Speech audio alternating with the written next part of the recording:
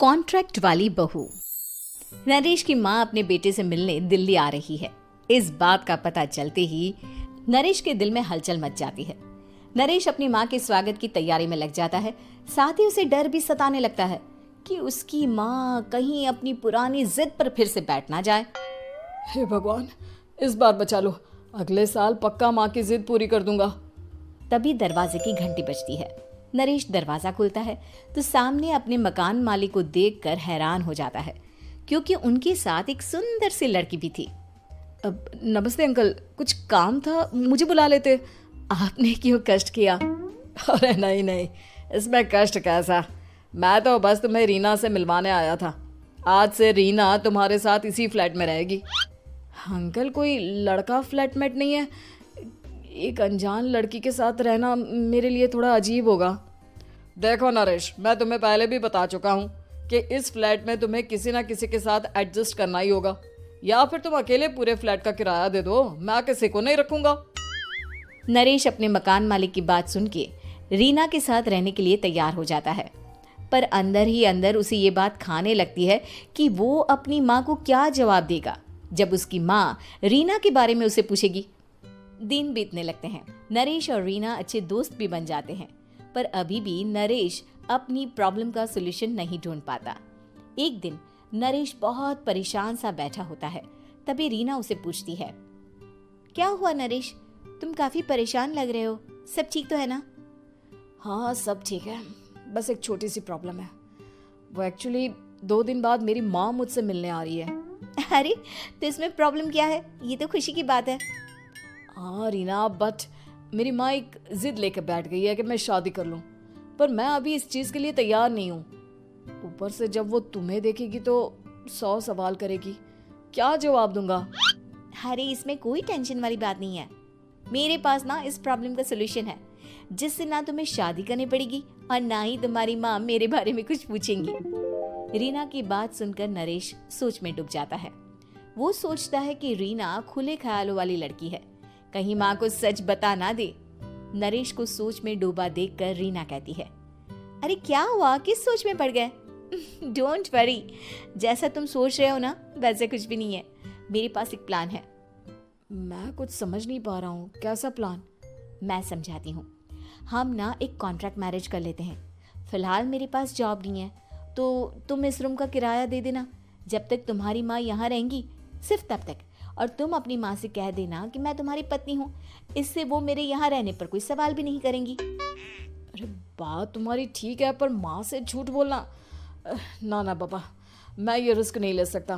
कोई और आइडिया दो ना तुम। देखो मंजूर हो तो बोलो, वरना सच बता दो, मुझे कोई प्रॉब्लम नहीं है। रीना की बात सुनकर नरेश सोच में डूब जाता है।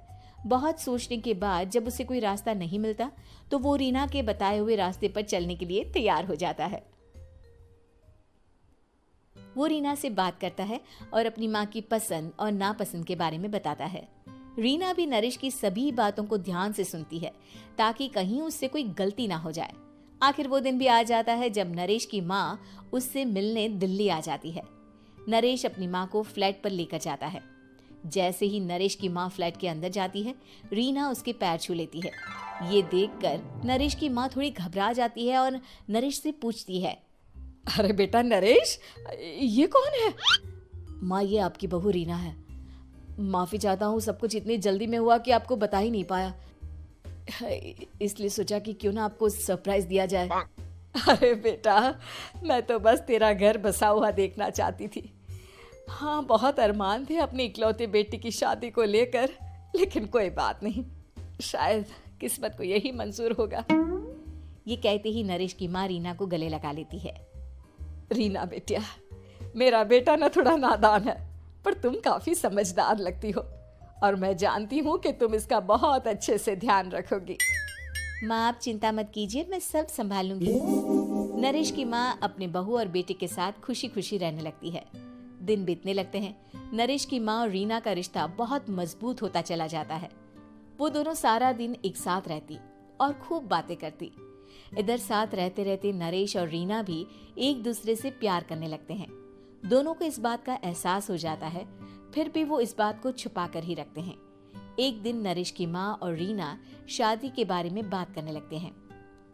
रीना बिटिया, ये तो नरेश ने मुझे बिना बताए शादी कर ली, वरना मैं तो अपनी इकलौती बेटी की शादी इतनी धूमधाम से करती कि सारी दुनिया देखती रह जाती। अच्छा माँ, आप ऐसा भी क्या करती नरेश और मेरी शादी में जो दुनिया देखती रह जाती?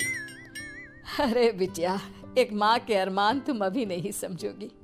मैं तो अपनी बहू को एक रानी की तरह लेकर आती और शादी भी बिल्कुल शाही अंदाज में करती, पर मेरे तो सारे अरमान ऐसे ही रह गए। खैर, मुझे तो अपने बेटे और बहू की खुशी चाहिए बस। ये कहते हुए नरेश की माँ की आंखों में आंसू आ जाते हैं। रीना भी ये सुनकर ख्यालों में खो जाती है, क्योंकि वो भी मन ही मन खुद को नरेश की पत्नी और उसकी माँ की बहू मानने लगी थी।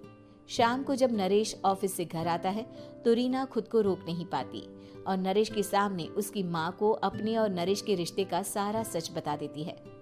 रीना की बात सुनकर नरेश की माँ दोनों से बहुत नाराज हो जाती है और घर वापस जाने की बात करने लगती है।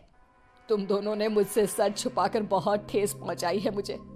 अब तुम लोगों के साथ नहीं रहना चाहती मैं, कल ही वापस चली जाऊंगी अपने घर।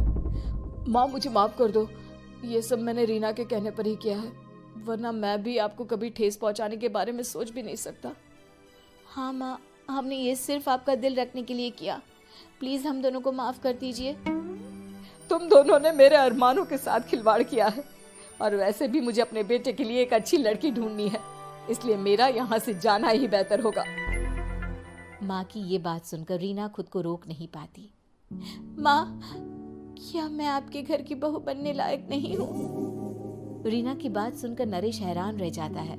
नरेश की माँ भी कुछ समझ नहीं पाती। मैं कुछ समझी नहीं, आखिर तुम कहना क्या चाहती हो? माँ, मैं वो नरेश से बहुत प्यार करती हूँ और साथ ही साथ मैं आपको भी अपनी माँ मान बैठी हूँ। आज जब आपकी बातें सुनी तो खुद को रोक नहीं पाई, इसलिए सारा सच आपको बता दिया। रीना की बात सुनकर नरेश की माँ की आंखों में आंसू आ जाते हैं और वो अपने बेटे नरेश और रीना को गले लगा लेती है। मेरे घर की बहू तो सिर्फ रीना बिटिया ही बनेगी। मैं आज ही तुम दोनों की शादी की तारीख निकलवा दूंगी, बस एक बार तुम्हारे घर वाले मान जाए। उसी दिन रीना के माता पिता भी उनके फ्लैट पर आ जाते हैं।